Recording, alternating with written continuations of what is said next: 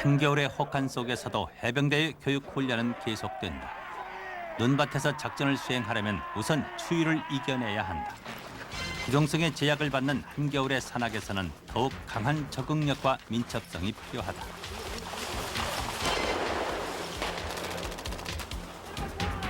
기습 공격을 하려면 바다를 통하는 것이 가장 빠르다.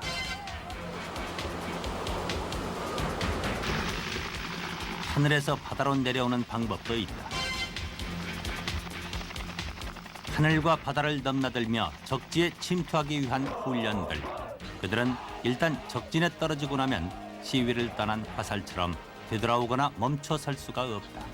승리하는 것만이 살 길이다.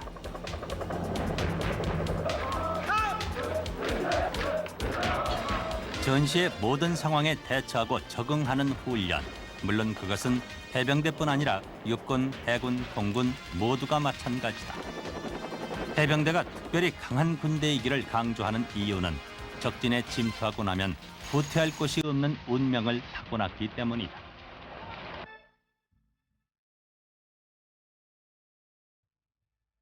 해병대의 신화가 처음 시작된 곳은 바로 진해였다. 현재 해군 연병장으로 사용하고 있는 이곳은 1949년 당시 공군 비행장이었다. 진해 덕산 비행장 경납고 콘센트 막사, 그 황량한 콘크리트 바닥에서 해병대는 태어났다. 출발은 그야말로 미미하고 초라한 것이었다. 해병대 창설에 직접적인 동기가 된 것은 여순 반란 사건이었다. 사건 당시 육상 교통로가 나빠 신속하게 전투력을 투입하지 못해 2,000명이라는 많은 희생자를 내게 되었다. 삼면이 바다인 우리나라에는 해상에서 육상으로 바로 전투력을 투입할 수 있는 해병대가 필요하다는 의견이 나왔다. 1949년 5월 5일에 공포된 대통령령 제88호가 해병대 창설을 뒷받침한 법령이었다. 손원일 당시 해군 참모총장을 비롯한 여러 지휘관들이 어려운 여건을 무릅쓰고 창설을 성사시켰고 당시 대령이었던 신현준 씨가 초대 사령관을 맡았다. 해군을 제대로 건설해 나가기 위해서는 바다에서 싸우는 해군만 가지고서는 힘이 모자란다. 그래서 그 상륙전을 할 수 있는, 말하자면 해병대가 그 소위 그걸 과거에는 육전대라고 그랬죠. 그게 있어야 해군 구실을 제대로 하겠다. 한국 해병대가 감행한 최초의 상륙작전이었던 통영 상륙작전으로 외신 기자들로부터 귀신 잡는 해병대라는 별명을 얻게 됐다. 해군 13기생 가입대를 각 도에서 1,500명을 모집해가지고 일단 진해로 내려왔어요. 그래와가지고 그 중에서 1,500명 중 300명을 골라내가지고 이 사람들을 이제 덕산 비행장에 와가지고 별도로 해병대에 입대를 시킨 것이 그게 해병대 1기입니다.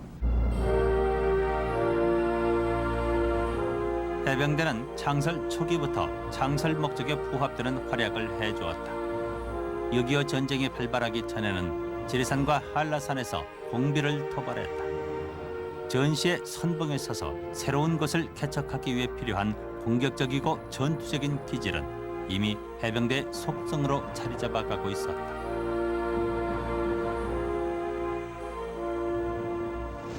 (1950년 6월 25일) 한국전쟁이 발발했다. 당시 제주도에 주둔하던 해병대의 가장 큰 사건은 인천 상륙작전에 참가한 일이다. 인천 상륙작전은 분명 성공작이었지만 미국의 작품이었다. 부산에 가서 대기하고 있는 동안에 그 작전 회의를 함상에서 작전 회의를 했는데 그때 그 회의에 참가한 사람은 한국 사람으로서는 내가 혼자 그 명령에 참가를 했어요. 그래가지고 인천 상륙이라고 하는 것을 그때 알고 결국 메카사 원수가 그냥 주장하는 그대로 결정이 된 겁니다. 인천 상륙작전으로 교두보를 마련한 한미 해병대는 서울 탈환작전에 들어갔다.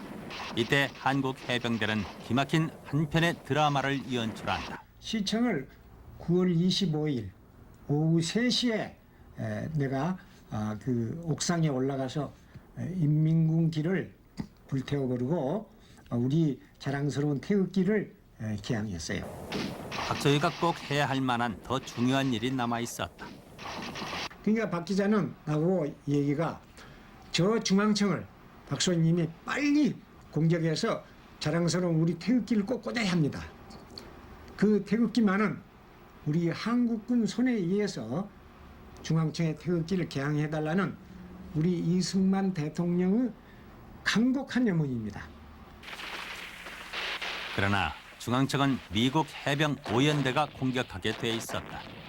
일개 소대장이 작전 명령을 어기고 남의 작전 지역을 침범한다는 것은 있을 수 없는 일이었다. 그러나 수도 서울의 심장부에 태극기를 꽂는 일을 과연 남의 손에 맡겨야 할까? 좋다. 내 나이 24살.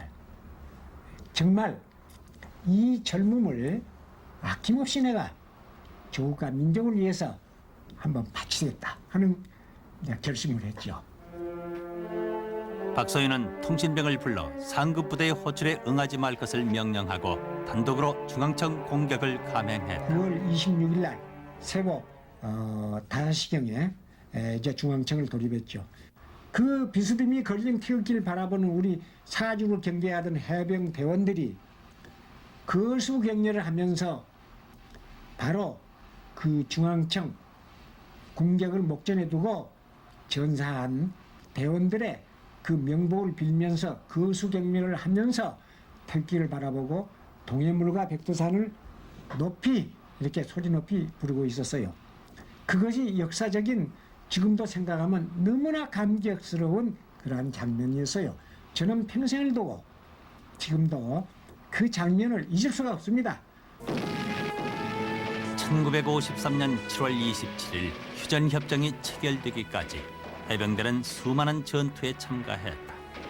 진동리에서 토솔산 고지에서 경기 가도에서 백사 고지에서 원문고개와 사천강에서 김일성 고지와 모택동 고지에서 한치의 땅이라도 더 차지하기 위한 밀고 밀리는 격전을 벌였다. 무수한 젊은이들의 넋이 조국에 바쳐졌다.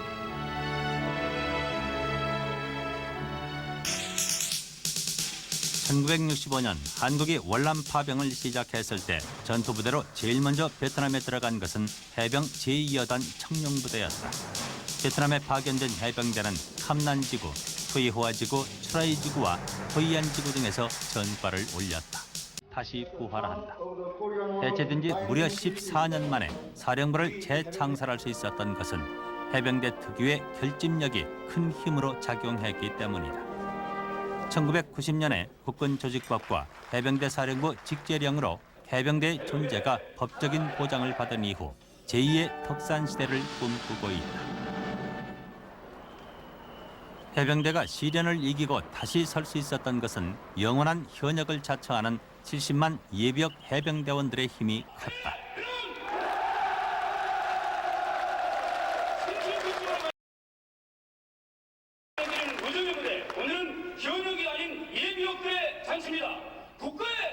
해병대 행사 때면 열일을 제치고 쫓아오는 사람들. 해병대 전후에는 기동봉사대를 조직, 방범활동과 교통정리, 구조활동 등을 하고 있다.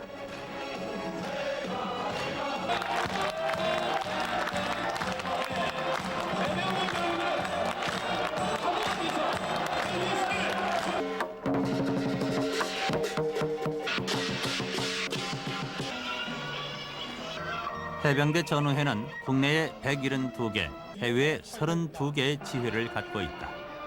나라 밖에 나가서라도 해병대에 대한 애정은 식지 않는다.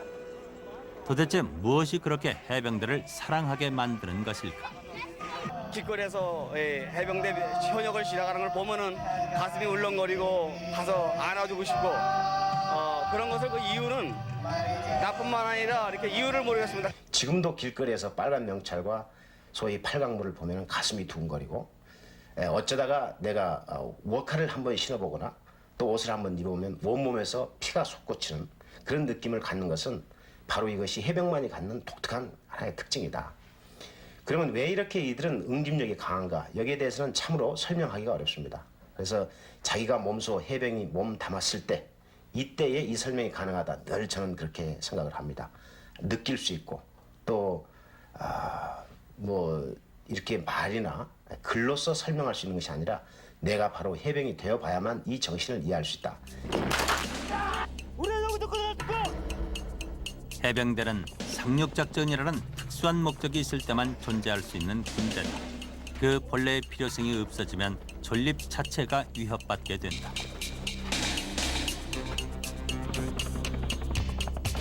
세계 48개국이 해병대를 가졌다가 이제 15개국만이 해병대를 보유하고 있다는 사실이 그것을 뒷받침해 준다. 해병대는 테러 진압 등 새로운 역할을 수행하기 위해 훈련 내용에도 변화를 주고 있다. 해병대의 미래는 어떻게 전개될까? 그래서 앞으로의 국가 간의 분쟁은 바로 이 연안 지역에서 시작될 것이며 연안 지역에 종결될 것입니다. 그래서 이 전투에서 이 분쟁에서 어느 군이 가장 효과적으로 써물 수 있는 군대냐, 대처할 수 있는 군대냐, 저는 그 역할과 그 기능은 명확히 구분되어질 것으로 봅니다. 그래서 해병대는 앞으로 더욱 큰 임무와 역할을 부여받게 될 것이고 그 가치 역시 중요하게 여겨질 것입니다.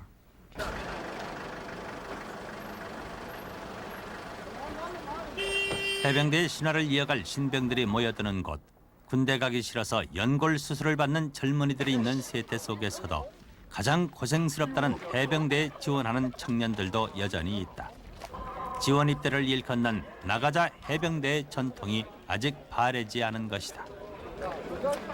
이왕 오는 거 좀 어려운 데 와서 정신 좀 차리려고요. 사나이로 태어났으니까 화끈하게 해야죠.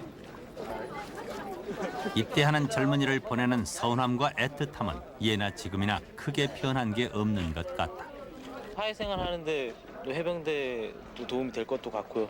전우회 같은 것도 잘 되고 하니까. 그래서 잡아봐.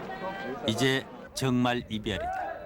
부모님의 품을 떠나 애인도 남겨둔 채 이 젊은이들은 조국의 부름을 받고 간다.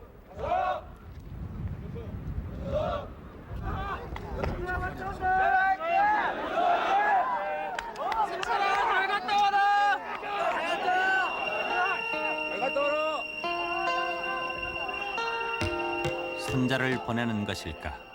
지난날 아들도 저렇게 보냈을 것이다. 아버지도 체면불구하고 끝내 눈시울을 붉힌다. 요즘은 아들이 대개 한둘뿐이라서 가족들의 서운함이 더한 것 같다. 누구나 갈 수 있는 길이 아니기 때문에 해병대를 선택한 젊은이들.